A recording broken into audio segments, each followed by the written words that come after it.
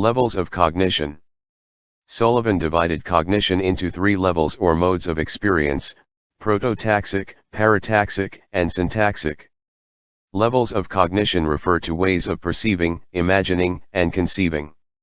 Experiences on the prototaxic level are impossible to communicate. Parataxic experiences are personal, prelogical, and communicated only in distorted form, and syntaxic cognition is meaningful interpersonal communication. Prototaxic level. The earliest and most primitive experiences of an infant take place on a prototaxic level. Because these experiences cannot be communicated to others, they are difficult to describe or define. One way to understand the term is to imagine the earliest subjective experiences of a newborn baby. These experiences must, in some way, relate to different zones of the body. A neonate feels hunger and pain, and these prototaxic experiences result in observable action, for example, sucking or crying.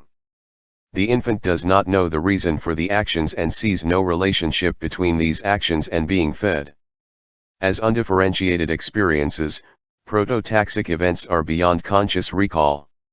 In adults, prototaxic experiences take the form of momentary sensations, images, feelings, moods, and impressions. These primitive images of dream and waking life are dimly perceived or completely unconscious. Although people are incapable of communicating these images to others, they can sometimes tell another person that they have just had a strange sensation, one that they cannot put into words. Parataxic level.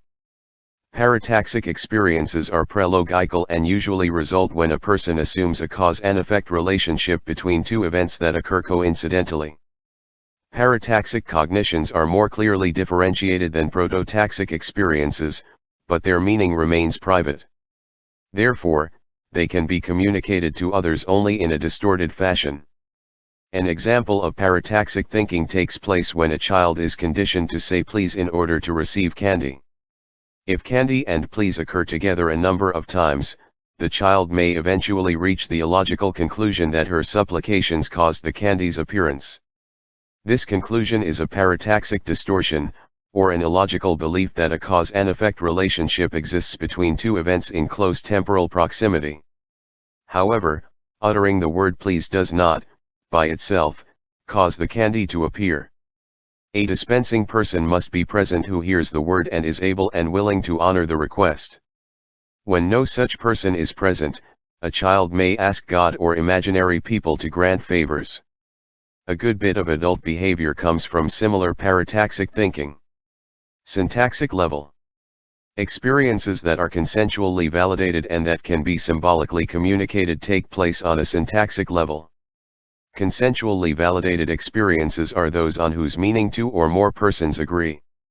Words, for example, are consensually validated because different people more or less agree on their meaning. The most common symbols used by one person to communicate with another are those of language, including words and gestures. Sullivan hypothesized that the first instance of syntaxic cognition appears whenever a sound or gesture begins to have the same meaning for parents as it does for a child.